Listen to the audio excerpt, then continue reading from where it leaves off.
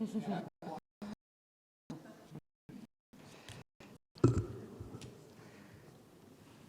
afternoon, and welcome to the Library of Congress. My name is Colleen Shogan, and I'm the Deputy Director of National Outreach at the library.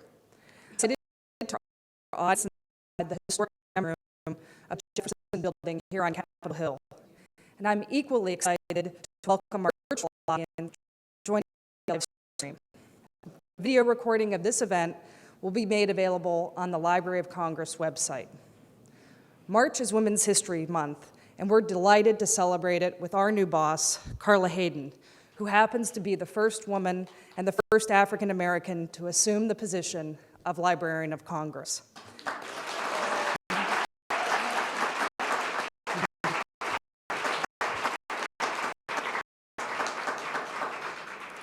A few months ago, I noticed a lot of innovative accomplishments had begun to happen at the library. So what had changed? Well, you all know what had changed. One woman and her leadership can make a world of difference. Today's panel is living proof of it. Before we start, I would like to thank the Library of Congress's Office of EEO and Diversity for making this program possible today. Now, I'd like to introduce our participants before turning it over to Dr. the director of the Orchestra. She is the first woman head of a major American orchestra and the only conductor to ever receive the prestigious MacArthur Fellowship. In 2010, she was inducted in the Classical Musical Hall of Fame. Previously, she was the first principal conductor and then the musical director of Colorado Symphony Orchestra. In addition to her numerous awards, she has led the Baltimore Symphony Orchestra in key outreach initiatives, resulting in greater youth musical awareness and appreciation. A student of Leonard Bernstein, Alsop grew up in New York City and is a graduate of Yale University in Juilliard. Deborah Rutter is the third president of the John F. Kennedy Center for the Performing Arts. She is the first woman to lead the center. In her capacity as president, she is the artistic and business director of the Kennedy Center, managing all aspects of the institution. Prior to her current position, Ms. Rutter served as president of the Chicago Symphony Orchestra and executive director of the Seattle Symphony. Yo-Yo Ma credits her for making the Chicago Orchestra more accessible to a wider audience through innovative educational programs and community engagement, a model she is currently replicating at the Kennedy Center. A native of Pennsylvania and Los Angeles, Rutter is a graduate of Stanford University and holds an MBA from USC. Molly served as the artistic director of the Arena Stage in 1998. She has led the reinvention of the stage with the vision of creating a National Center for American Artists. In 2010, the Washingtonian famously referred to her as the unsinkable Molly Smith. During her leadership, Arena has workshopped 100 productions, produced 39 world premieres, and developed 9 projects that have led to Broadway. Before Washington, Ms. Smith is the artistic director of the Perseverance Theater in Juneau, Alaska.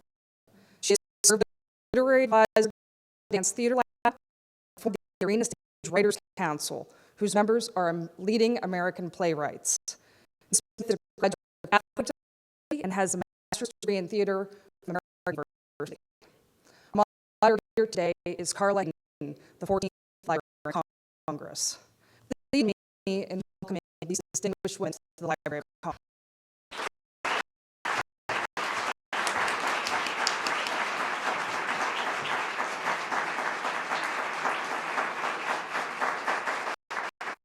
I must tell you that I've been the Librarian of Congress for 6 months, and I've had many, many wonderful opportunities to interact with the collections and things, but I have to tell you, this is super special for me because I have admired for a long time. I've gotten to be very jealous of Deborah with that, and that unsinkable Molly.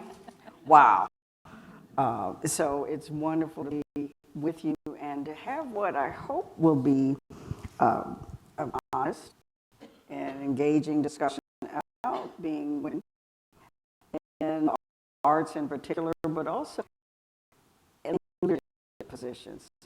When I was introduced, the first American chorus is very significant in a way for me personally, but a woman in a feminized profession where 85% of the workforce is female, and the top leadership does not reflect that fact, is really significant for my profession and has been talked about. So in my journey, I had a beginning of not even knowing I was going to be a librarian, being an accidental librarian, I call it. And I wondered how your journey started in terms of the arts, and then how did you make that shift from being in the arts to arts management and leadership?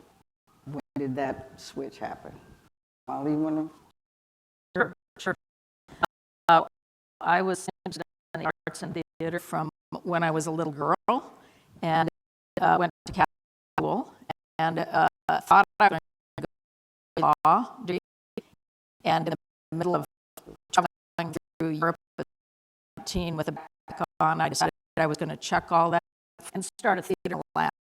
Okay. How crazy. Everybody thought I was crazy. So I moved from artist to administrator right away. Studied for the next 7 years and make that happen. And the theater season to start the Perseverance Theater. That's still alive and kicking. 38 years old. That's great.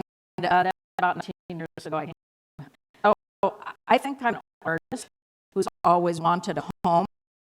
And sometimes when you want a home, it also means that you combine these three ways.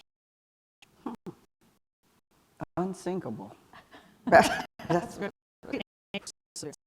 Now, Deb, you've had an interesting way of getting into management from art.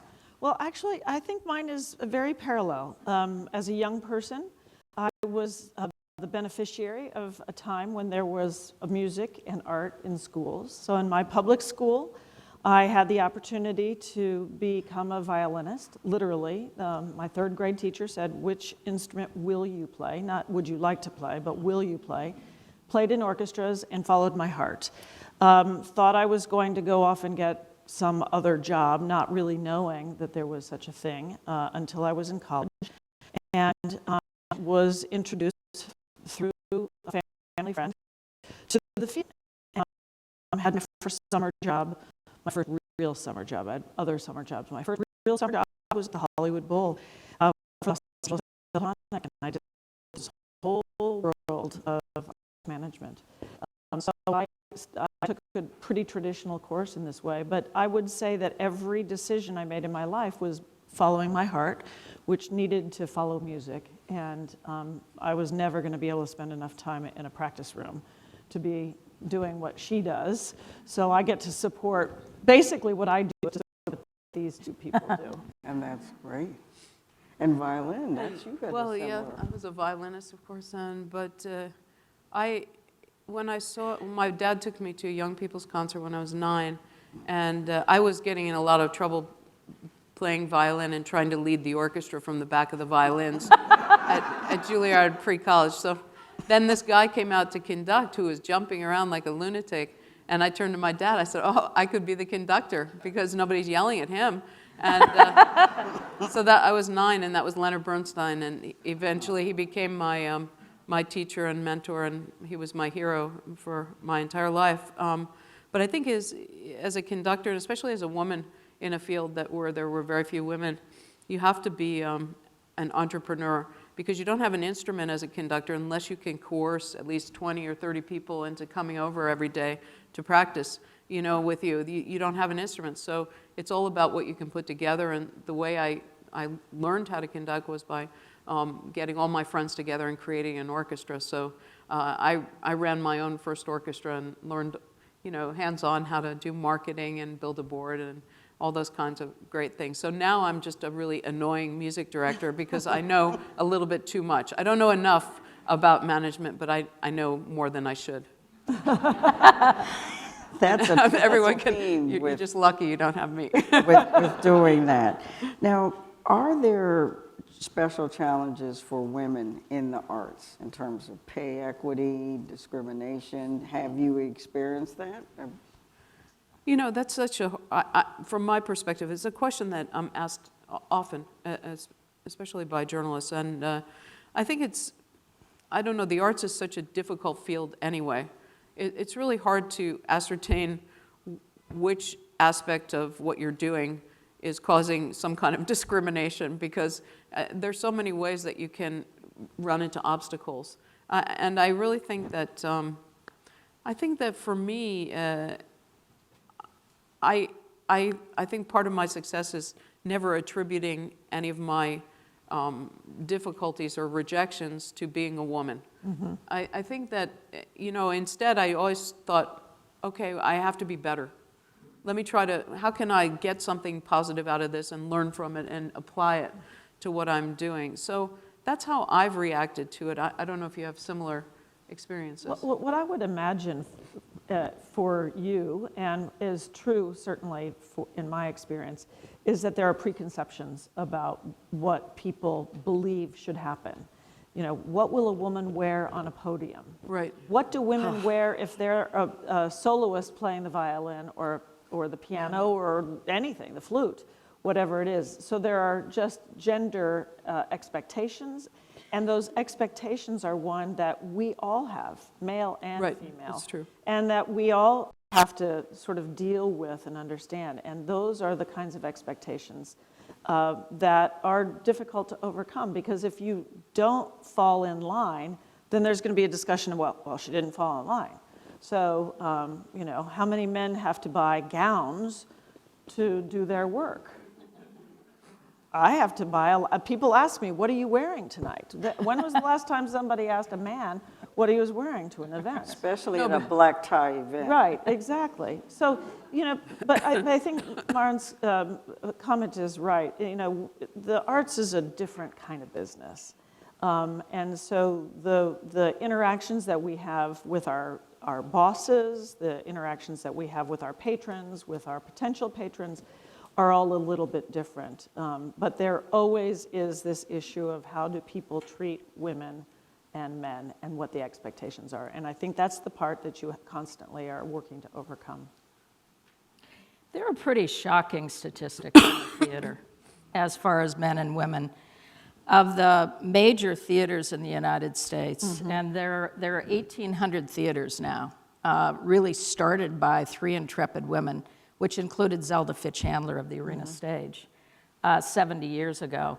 And there are large theaters, and of the large theaters, only 20% are run by women.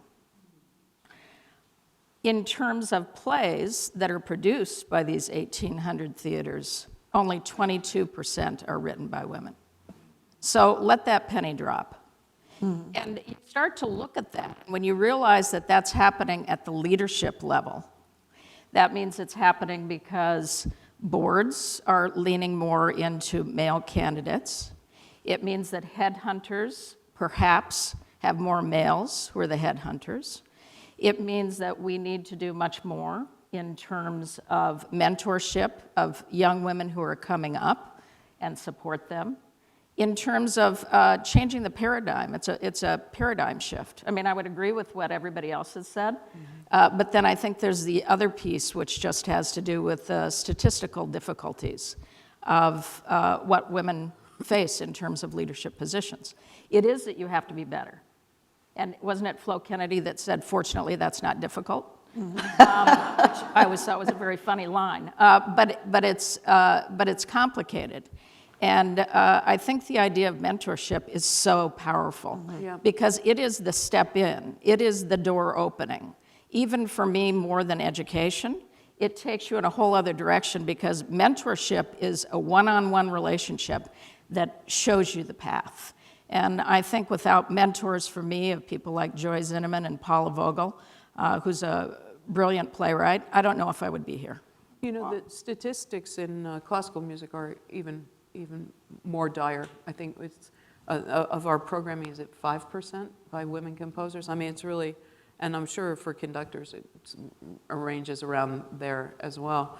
But I would just jump in to say that I agree so much about this concept of mentorship, but also I had a recent, if I can tell a little anecdote, I was conducting in Lucerne at the festival this summer, and I insisted on giving a masterclass for young women conductors, and an older woman in her 80s came and talked to me, and someone said, "Oh, do you know who she is?" I said, "No, she seems to know a lot about conducting." "Well, her name's Sylvia Kaduf," and I'd never heard her name, and so I found out from someone else that she was Bernstein's assistant in 1966 at the New York Philharmonic. She was the first woman to win the Metropolis competition, also the first woman to conduct the Berlin Philharmonic. And I had never heard of her. So I went back to Lucerne 2 weeks ago with a film crew I hired from Berlin. And I'm making a film about her. And it was awesome to find her story. But this idea of how can we change the landscape? If we don't do it, the three of us here, nobody's going to do it. Right. So for me, that meant for conducting, and tell me if I talk too much. No. I might be there already. Oh, no. But for conducting, for women, you get one opportunity to conduct, and you have to remember that you haven't practiced with your instrument before, and all the information that you're trying to process and adapt to and adjust to is so overwhelming, and you have only one chance, so you can't make a mistake. And you have to be able to make mistakes in order to really achieve greatness, in my opinion. So in 2002, I started a fellowship for women conductors, young women conductors, and I bring them around to orchestras I'm conducting, and they just do the opening piece. So it's not the pressure of the whole concert on them, and get some feedback from musicians and from managers and things like that. And I have to say that of the 11 winners of the fellowship, 4 are now American music directors, 5 are assistants with major orchestras, and 2 started their own orchestras.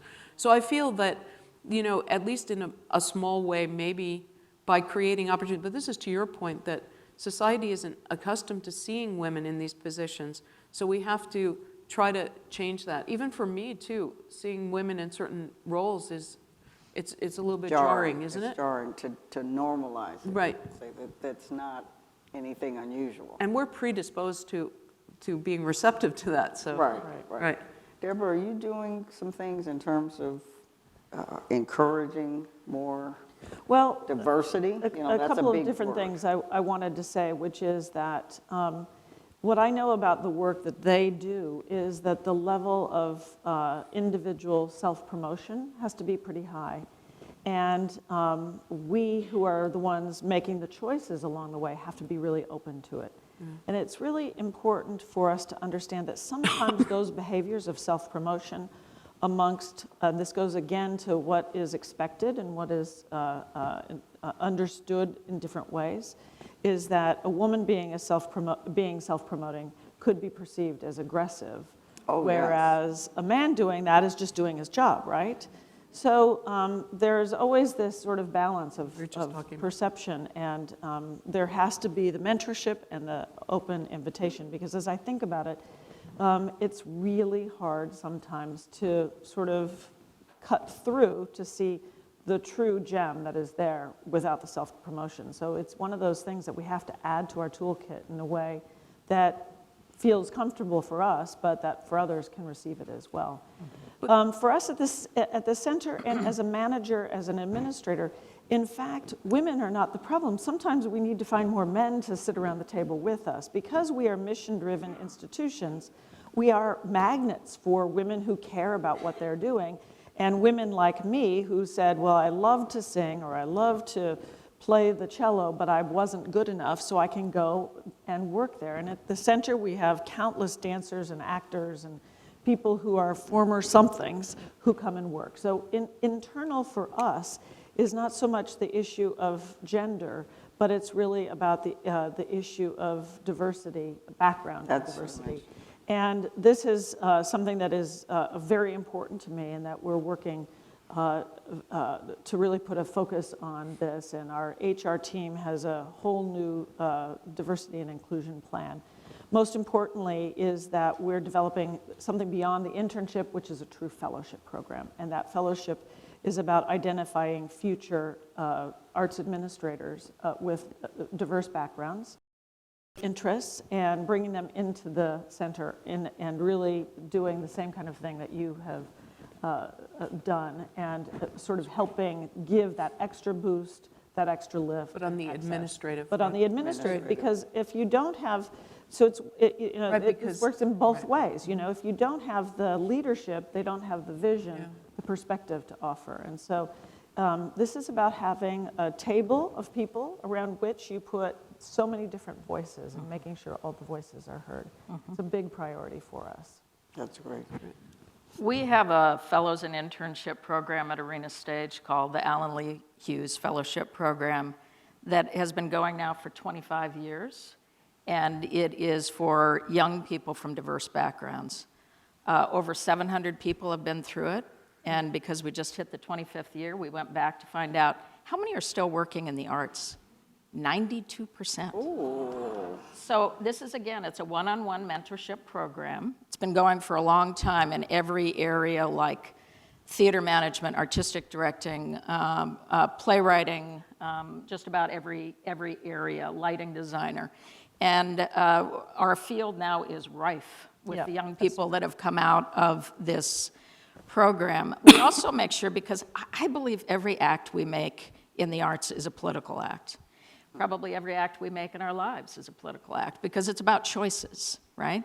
And so this year, 7 out of our 10 plays are written by women or men of color, because I combine that in terms of what I see as far as diversity.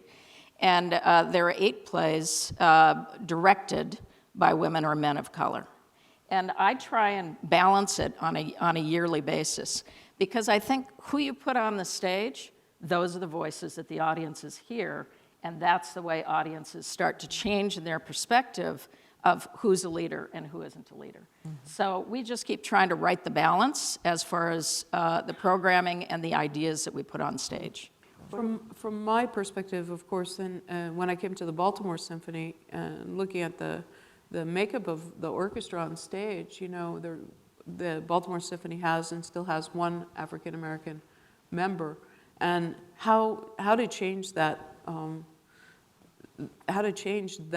makeup is, it's a long-ranging vision that one has to take. You have to take, that, okay, in my lifetime it may not happen, but the reality is that the kids aren't getting access to instruments young enough in order to gain, first of all, the interest and the skill to audition for an orchestra at this level. So that's when I approached my musicians and said, listen, why don't we mentor one kid in the neighborhood? That didn't go so well, but the idea developed into a program where we started with 30 kindergarten kids in 2008, and today we have almost 1,500 kids playing instruments. And 17 are now at the School for the Arts, the high school. They've been accepted because they're now getting old enough to get to high school age. But, how long it will take for a program like Orchids and some other programs that have come up to impact our major orchestras and our major stages, who knows? But if we don't start, that's the point, right? Mm-hmm. And also, it affects our audiences. Now all these kids and their parents are big classical music fans. Mm-hmm. Yeah. So because they attend the performances because they're children. So that gets to what, Deborah, you mentioned. There are very few arts programs now in schools. So isn't that a big challenge in terms of looking at your future audiences, your future? Well, I could talk for the next 3 hours on this topic. Well, we're going to open I it up promise for I question will and not. answer in a minute. I most recently lived in Chicago, and what was really interesting is that the northern suburbs had fantastic music programs, because the school districts in that area were wealthy enough and had leadership and input from family enough that they had really great programs. It was the schools in the city and on the south side that were suffering the most from this. And the tragedy of this is that the programs around any kind of art, whether it's dance or theater or music, are what keep kids in school, keep them focused, get them really engaged with being successful. And so this is not so much a strategy for building audiences for our theaters of the future at all. I am here because of my third grade teacher. Yes, my family cared about it and that still do, but my teachers were the most important people in my life who brought me to this place. And there's increasing scientific knowledge that supports the idea that being engaged with the arts helps with brain development, which then, of course, leads to school success. So this is really a campaign that is so much not about arts organizations, but people who care about what it can do for young people. And that's my not-so-secret goal, is to have every child be able to have access to arts education. So OrKids is a perfect example of this. But we see the kids, it's exactly. I mean, we don't have the kind of funding to study it in depth, but anecdotally, I mean, I see the kids growing, I see them developing, I see them gaining skills that they can apply to any discipline they select. Exactly. You know, and the goal isn't to make them all classical musicians, although I wouldn't mind that, of course, but the goal really is, you know, in 20 years when I go to the doctor and she says, oh yeah, I remember you, I was an orchid. Right. You know, or the mayor, or whoever, the leaders of our community, because the important skills you develop are the ones that you need in every field. That's It's exactly true. right. Yep. It's called a discipline for a reason. It's Yeah. about creativity, it's about collaboration, innovation. These are all skills for future workforce. And it's how they feel about themselves also, you know, and I remember, you know, math is always, you're either right or wrong, you know, it's a 50-50. You play a violin, you're always right, I'm telling you. You know, it's really, I don't know about violin. well, maybe not always. Not violin. My son, I don't know, he's No, not in my house maybe. Well, there's a great example in Chicago today, the Kenwood Academy, which Yes. it has a really beautiful jazz program that has been built and nurtured by people who really love the school and who love the music program there. And with just a little bit of an extra boost and attention, the school and the children are so much more successful as a result of this. We did a project with them in Chicago, and Jason Marin, our artistic director for jazz, loved it so much that he reprised it and changed it based on his relationship with these kids, and brought the 3 years later, so it was a next generation of high school jazz band, to Washington to perform with him. And what this does for these children on the south side of Chicago is so powerful. Yeah, it's great. I know about Kenwood on Yeah, the south yes, side I know of you do. Chicago, and that's something. And the theater part, and getting them involved with. My biggest fear about losing the arts in the school is that we lose innovation in every field. That's our number one power, I think, as like our American energy, that kind of entrepreneurship, because what the arts teach you has to do with teamwork, ideas, imagination. You know, the greatest freedom we have is our imagination. And I don't think we are taught it in the same way in the sciences. So that's why I keep arguing for not STEM, but STEAM. Let's put the power in it as well.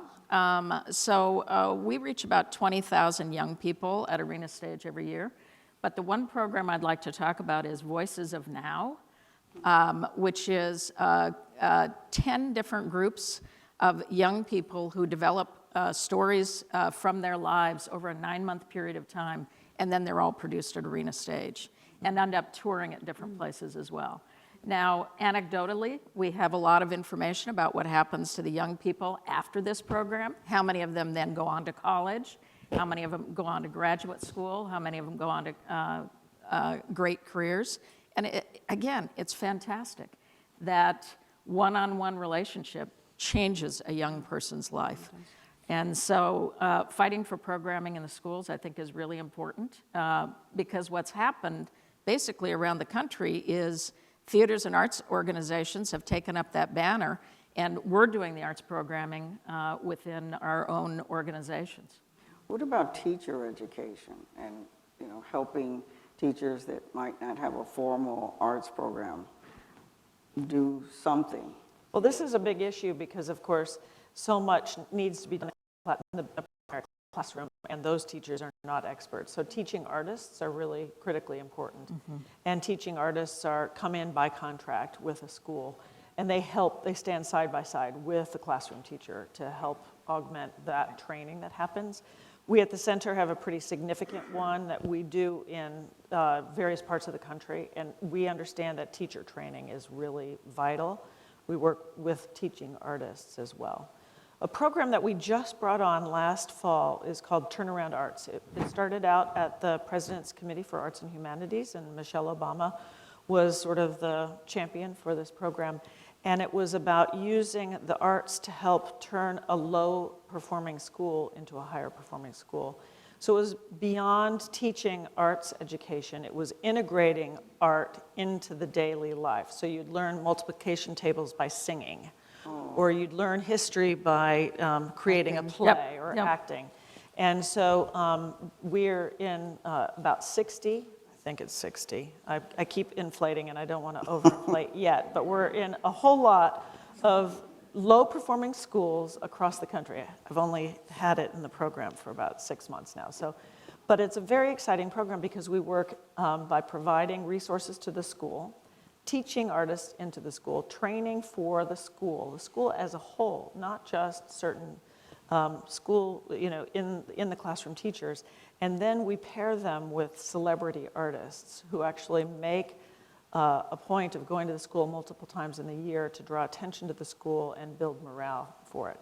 But it's fascinating because it's a different approach than what we as arts administrators have had, because when arts programming started getting cut 40 years ago, or more, 40, almost even longer than that, we as arts institutions first got angry and frustrated and kept saying, well, it's the school's responsibility, it's the government's responsibility. Right. And we didn't at that time go in and say, let's partner. Now we have to partner because otherwise it won't exist at all. So in some cases, our organizations are the only ones providing that. Right.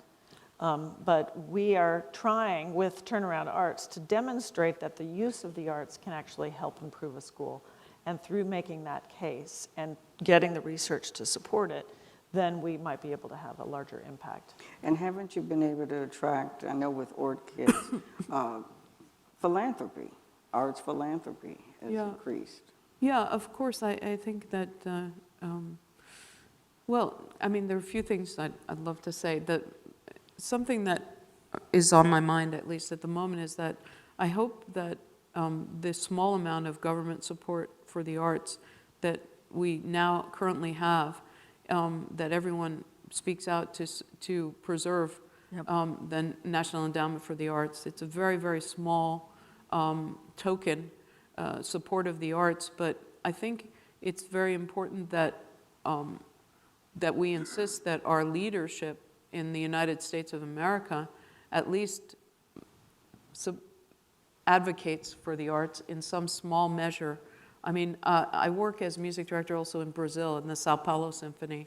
And I have to say, for Brazil, where, I mean, everything's in chaos constantly there, yet the leadership of the country believes that art is a vehicle to promote tolerance and peace among people.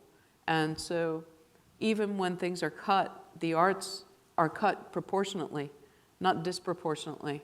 And, that gives me pause to think that here in South America, or there in South America, they could have this kind of visionary leadership, whereas here in the United States, where it's so integral to who we are, I believe, as Americans, it's all about the individual, the creative power of entrepreneurship. And that's what we're all about, sort of fundamentally, and yet we're not supporting that. It's not about the arts. We make it sort of a siloed experience. It's about creating people who are well balanced and who have a vision and can think outside the box. Maybe that's the biggest thing the art gives you. Whether you ever go into the arts or not. And of course, it's always a struggle in the United States because we have to build support, philanthropic support. on every level, and it's not just that you have a good idea, but then you have to fund it, and then you have to measure it. That's the part I struggle with. Everything has to be measured here. Yes, what are the results? Yes, can we How have about the data? So, a full human being, how about that? yeah, really. Just Well, maybe shake the kid's hand. I have stood side by side with this issue and the argument about data for a long time, and have we searched out the number of people who have attended performances, the number of women in roles, et cetera, if we can see what the impact is. The issue really is we are always living on a shoestring. Yeah, that's what's And hard. because you want to put more money into the art, you don't really want to put money into the things around it that might support it in the long term. And so this issue of doing research and evaluation and keeping track of it is one that we in our field have really not done a great job at. And that as I have come to the Kennedy Center, we do more of for exactly the reasons that we've been talking about Well, here. you have that mandate. Do you find, though, I think we've done a very poor job also of educating the public as to the financial benefit of arts. For every dollar spent in the arts, it exponentially reaps results that are exponential to the investment. Right. And we haven't done a good job of publicizing that and getting that message out to the public, I don't think. That seems like it'd be a very strong point. Well, just earlier this week, Darren, at the Americans for the Arts program, Bob Lynch spoke about the fact that $145 million of the NEA is worth some, a huge magnitude, like $800 billion. I'm not surprised. Not million, but $1 billion of economic impact. And so we're not, this is not a trivial thing, what we're standing up for. But if you can track what happens to a young person who's involved with the arts and where they go, whether and how the arts have influenced it, I think that can be something that is really important for us to be looking at. I think the Americans for the Arts are doing more of it, but we need to do it more as individual institutions. Go ahead. When Arena made the decision to stay in Southwest Washington and rebuild, that whole program and the new Arena stage really became a catalyst for a building in Southwest Washington, which has been seen as a forgotten quadrant. Mm-hmm. There are now 36 different developments that are happening there. If you drive down in Southwest, you'll probably see 15 cranes in the air. Yeah, you do. Now, would that have happened without Arena? Probably in about 15 or 20 years. Did it get pushed by Arena? Yes. And we see that happening in communities all over Washington, D.C., and indeed all over the country. Yeah, all over. The arts are real drivers of economic expansion. My fear about the loss of the NEA, the loss of the NEH, the loss of all of our cultural programs is what is really going to happen in smaller rural areas as well as in cities. Because for smaller rural areas, that often is the only money that they have to have the school program, which is teaching young people how to do puppetry or teaching young people how to make plays. That's it. That's it. Mm-hmm. You go out to someplace like Kotzebue in Alaska, and is that whole program going to be cut? So that really changes the equation. It's a narrowing of vision about the beauty of who we are as Americans. Yep. And that's what I think the attack is, and that's why I think it's so important for all of us to get out pen and paper and write our legislators and let people know, because we know pressure works. Yep. It works. I just got my high sign that I have to, we're going to open it up for a little Q&A, but I just wanted to do a little inside scoop thing here. You can break some news. Do you have anything that you could share with us that's coming up? Oh, God. This is YouTube, Facebook. And this is what we don't want anybody else to know except of course, room, right? But some upcoming projects that might be interesting. You mentioned Lorraine Hansberry. I know that's coming. Yeah, Raise It in the Sun is coming at Arena Stage. But I wanted to mention Sovereignty that's coming next year to Arena. This is part of our Power Plays initiative. We have 25 new plays and musicals that are being commissioned by Arena Stage for each decade, beginning in 1776 to the present decade. We've already commissioned 9 people, and one of them is Mary Catherine Nagel, Native American lawyer, activist lawyer, wonderful playwright.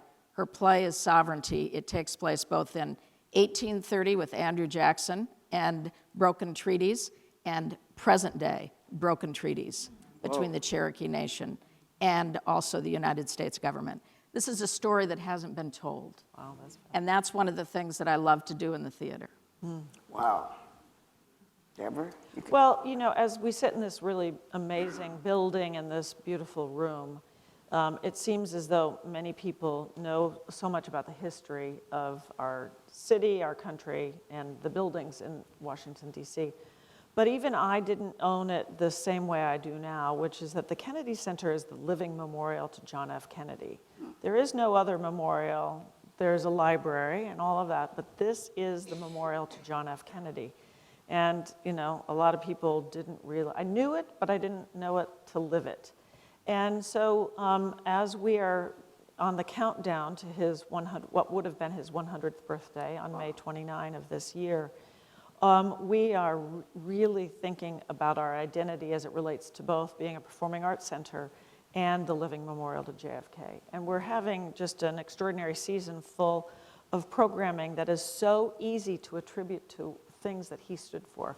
Because not only did he and his wife care so much about the arts and humanities, but the other things that we attribute to him, courage, freedom, justice, there's one, freedom, courage, justice, gratitude. And we are building all of our programming around it. And there's sort of a culminating week of activities at the center. All of this has been announced, so it's not new news. Oh, shoot. Other than the fact that I don't know that people are really paying attention to it in quite the same way. We're bringing back open house. We're going to have a day of celebration for JFK. And it's really been affirming to have such a generous, articulate, inspiring man to be the namesake of our space. And I actually am looking forward to an effort that will sort of revitalize the memorial aspect itself, so that the center will be a must-visit location, the way the Library of Congress is a must-visit location for all who visit our nation's capital. Yeah, we're working on that. I'll That's great. explain a little later. Well, I don't have any big secrets. Oh, I know it's terrible, but I mean, for those of you who don't know the Baltimore Symphony, I mean, all I can say is that, you know, we're sort of we're the poor cousin up the road, but the quality of our orchestra and the level of passion and commitment from the musicians of the Baltimore Symphony, I think is really unparalleled in the United States. I think it's one of the really great orchestras of the world. And I'd invite you to come and hear the orchestra anytime. And it's nice as we're ramping up also to 2018, which is the 100th anniversary of Leonard Bernstein. And so it's nice because we have that connection also with the Kennedy Center, because Bernstein wrote his mass in honor of JFK. So there's always that nice connection. And of course, Bernstein inspired so many people, and he, as I said to start, was my hero. So we'll be doing a lot of programming around that, of course. Well, I must say, and I said I'll mention it later, but the Library of Congress is connecting to all of you. Yes. We have his papers. We are going to be part of the celebration. We the Lorraine Hansberry and the Lee Strasberg archive. Cool. So we will be supplementing, complementing, and being part of what you do. And the Orchids are coming. And Orchids are going to come and play right here in the Great Hall. Yeah. So we are just delighted. Well, thank you, Carla. We're delighted. So we'd like to open it up for questions or comments and things you have. Talk about Women's History Month. Well, first of all, thank you very much for your very candid comments. In the course of the discussion up there, the term leadership was used at least several dozen times. So, and we have 4 very distinguished women up there who have achieved significant leadership positions in their chosen professional path. So my question is, can you talk a little bit more about your personal leadership style and maybe a lesson or two about leadership that you learned as you developed into a leader? Looking at you guys first. Well, that's a really great question, and I will start only because these two have more creative answers than I do. But I do think that that's why there has been an increasing number of women in managerial positions in the arts. And it's because I am a consensus builder, and I work on building teams. I am not an autocrat who says this is the way it's going to be, this is what I care about, this is only what we're going to do. And in fact, whenever I have a group of colleagues who ask for that direction, I push back even harder, push my seat away from the table, and I say, no, we are doing this together.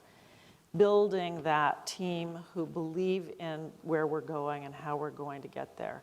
And that's the most rewarding aspect of it. Now, you go to a different city and you find a new culture when you go into that organization. And sometimes it takes a while to change from one style to another. And I haven't ever inherited a job from another woman, so I build a different kind of atmosphere in the organization. And it's much more fun, and you get so much more done, and there are so many more creative ideas that come out of your institution when you can lead by building a team who all have a common vision. And I would say the most important part of leadership is communication. Because the worst thing in the world is to be a leader, leading the band, and there's no one behind you. Yeah. And so it's all about communicating whatever the particular vision is, whatever the particular idea is, and also recognizing that sometimes it takes a lot of time to make whatever that dream or that vision come true. When I came to Arena, I refocused Arena on American plays, American ideas, and American artists. It had been much more of an international company and American work before that time. It really took 8 or 9 years to do that in a full way. And it's really ensuring that everybody who's at the theater leads in their own way. Because people want to lead, and people need to lead. They're their own experts. So giving people the power to be able to do that, I think, is incredibly important in leadership roles. Well, I agree with everything you're saying. I think being a good leader is also being a very good listener. I think collaborative leadership, trying to nurture collaboration. But I think at the end of the day, as a leader, you have to accept accountability. And especially, in an orchestra, it can't be a democracy. And so ultimately, even though a lot of people would like it to be, I think ultimately, from my perspective, just a personal sort of mantra is that I'd much rather be respected than liked. And often if they respect you long enough, they end up liking you. So Eventually. But that can't be one's motivation. I think sometimes leaders have to make the hard decisions and stand alone for the good of the art. And if you always put your art first, you can't go wrong. That's wonderful. Just on a side note, as a leader and as a woman, making sure that there's a safety net for making mistakes, and that you as a leader can reveal that you make mistakes, you do things, and it's okay. And it's creating that safety net.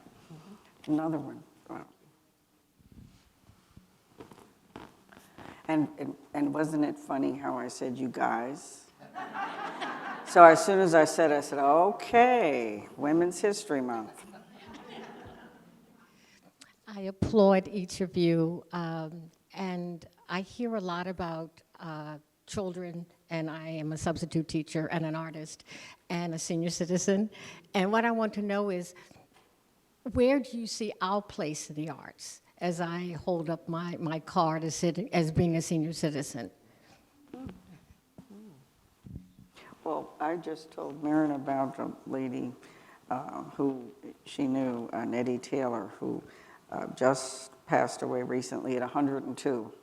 And her greatest joy was bringing young people to the BSO, the Baltimore Symphony Orchestra, and being that person, even with the wheelchair, everything. Nettie Taylor would sit there and make sure that she was part of that. So I just have to say But don't that. you think we could do, I think we could do a lot more with, Yes. with seniors and getting them involved, especially, you know, one of my dreams is for our Orchids program is to offer our retired musicians who have this unbelievable wealth of knowledge, a post-orchestra career, working with the Orchids and putting a whole training program into place. I think that when I look at our, many of our volunteers are older people who are involved with the kids, and they're so devoted and so dedicated, and they also come with this lifetime of experience and knowledge, and so, but I think we could offer more, because I think it's a resource that we're not taking advantage of as we could. You know, if you think about the work that's often done by corporations sort of searching after the 18 to 24-year-old, Right. and I have spent all of my career sort of scratching my head about why are we always talking about wanting younger audiences. Part of the reason we're looking for younger audiences is because we're all aging, and we're all aging into being seniors, and we're all aging into that time in our life when we actually have more time to do other things. And we need to make sure that you have young people coming in.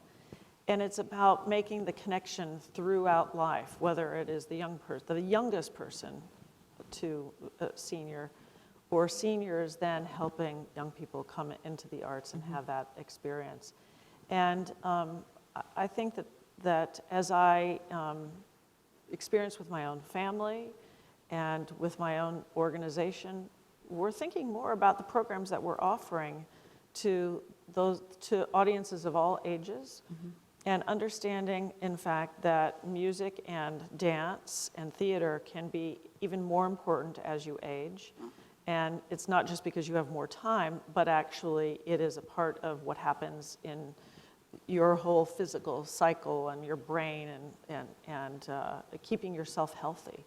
So this is actually something that I've been thinking about. I've not got a fully formed idea yet, other than the fact that I see that some of the most active people in my life, both at work and home, are the ones who are working and active and engaged still. And those are the ones who are docents and helping out as teaching assistants for our education programs. But I've really come to think that developing some programs that are sort of health and wellness programs for people of all ages, and seniors in particular, would be something that would be a great way for us to benefit from. But this is also something that we don't always know a lot about, because we're dealing with, we're our own age, we're thinking about bringing young people in. So it's an area that I think that we, as our population ages, as there's a larger population that is of a different age,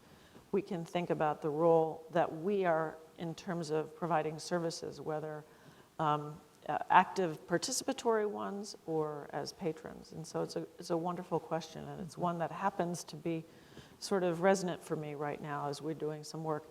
Actually, I will tell you a secret, which is that we're doing a program that hasn't really been out there too much yet. It's Breaking with news. the National Institute of Health, and it's around health and wellness and music and the brain. And we're looking at how music has an impact on young kids and what it can do is for music therapy, we talked about that, right. and then all the way through creative aging. And so it's something that's really, top of mind right now. Thank you. Creative aging. Creative aging. Creative aging. Like We that. should all think about it.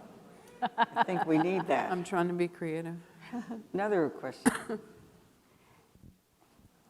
Hi, I work here at the library, and if I had more time, I'd talk about the author named Marguerite d'Angeli that influenced both Dr. Hayden and actually me in going into a career writing about Quakers, which is just an aside to say, I ended up getting a PhD in American Studies, but had you asked me at the same age, about 10 or 12 years old, who I wanted to be when I grew up, it would have been Leonard Bernstein. Bernstein. Wow. Bernstein. No, Bernstein, you're right. Bernstein, sorry. My cousins are Bernstein, he's Bernstein.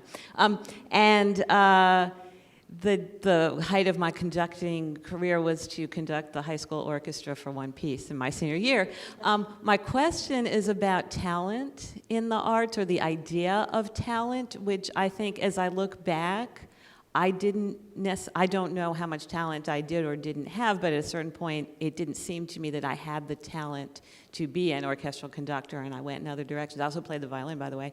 But I think that at the time, there weren't senses of role models for women in those ways, and I heard you all talk about mentorship, but I don't actually know the answer for where talent versus, so it's a nature-nurture kind of question, I guess. If you could talk about that a little more, because it's a big deal in the arts, it seems to me.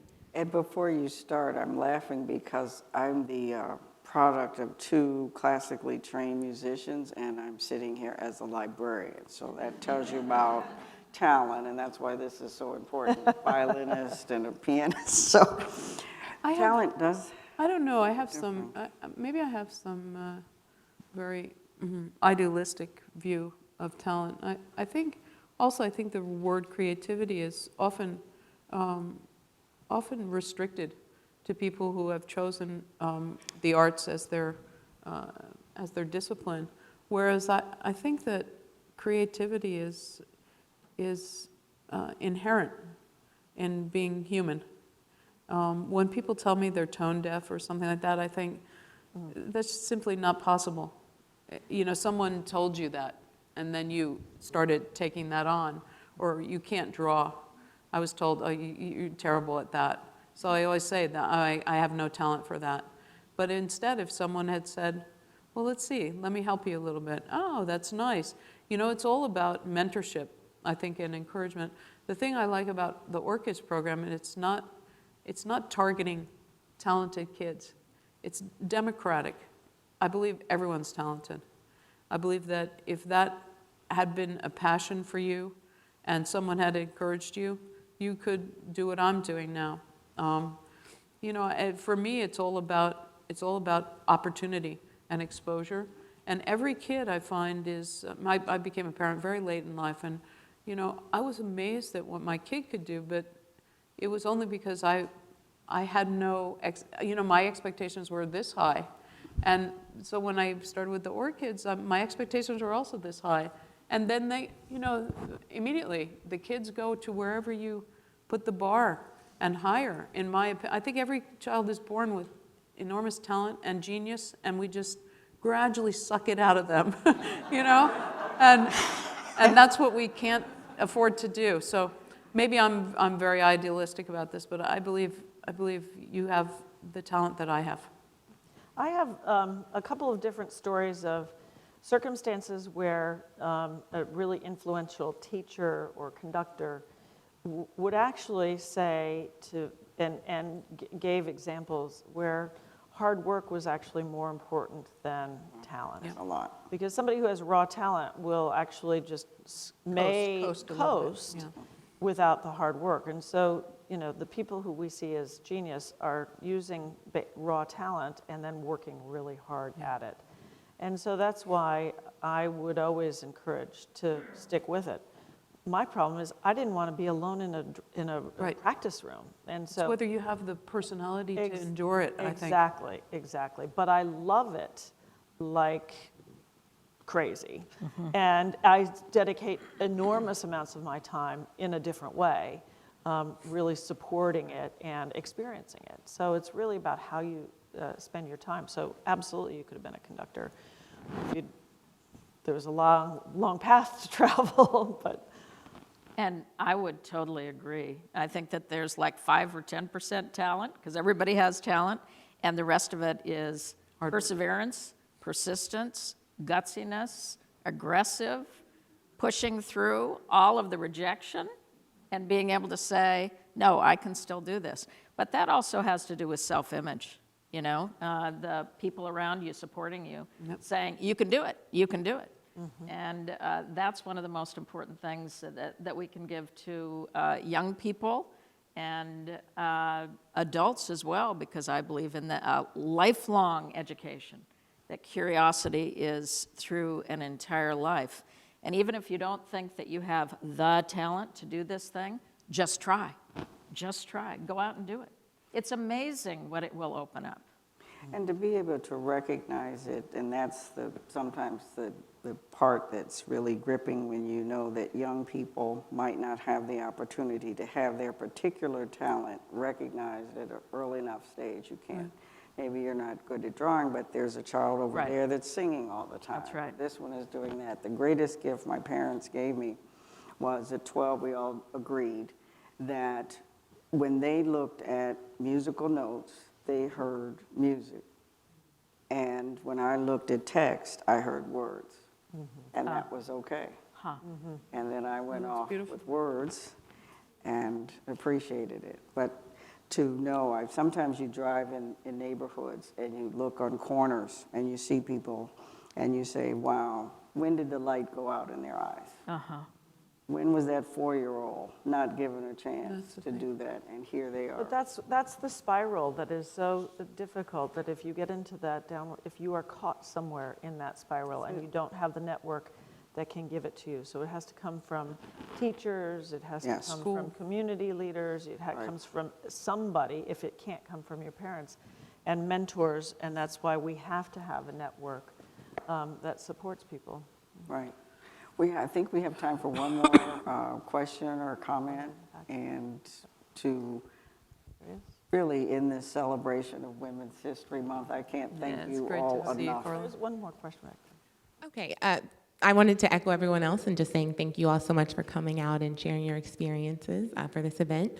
My question is, as women of power, how do you all weave the concept of intersectionality into your organizations in regard to hiring or promoting or just generally creating pipelines so that arts leadership may be more inclusive to women of color? Well, you spoke to that, didn't you? Well, first of all, you have to be very explicit in saying this is a priority and having broad ownership, because if just one person owns it, it can't succeed. But if you can get broad ownership throughout your institution, in my case, it was extremely helpful that the board was right there with me, if not perhaps ahead of me, when I came to the center, and therefore putting the structure in place. It does, though, mean that you have to put mandates in place. And so for us now, there can never be a final candidate pool that doesn't have diversity in the pool. And a conversation that always takes place, both from the hiring people. Now, I'm lucky because I have an institution that has really great reach, and I want to use the size and the reach of this institution to help build as many future leaders as possible. But I believe it can happen in any kind of organization. It has to be something that you believe as a core value, and you have to have the whole team doing the same thing, because the one person isn't doing all the hiring. There are a lot of people doing the hiring, but I think that Molly's given a great description, because there are jobs everywhere. It's not just in sort of the administrative aspect of it. There are jobs throughout our buildings that are supporting the arts and are a way into our organization. But we're looking also to try to create diversity on our board of directors. I'm sure everyone's, the good thing is that it's an open conversation now, and I think there's an awareness of the dearth of diversity throughout our field. So I think that's exciting. because people are willing to have the conversation and really try to at least change the landscape to a certain degree.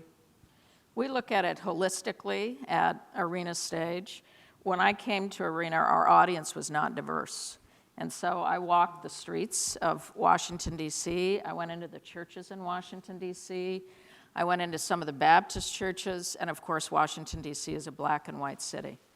And there was programming that we had on stage that really focused on the African American experience, but our audiences didn't reflect that.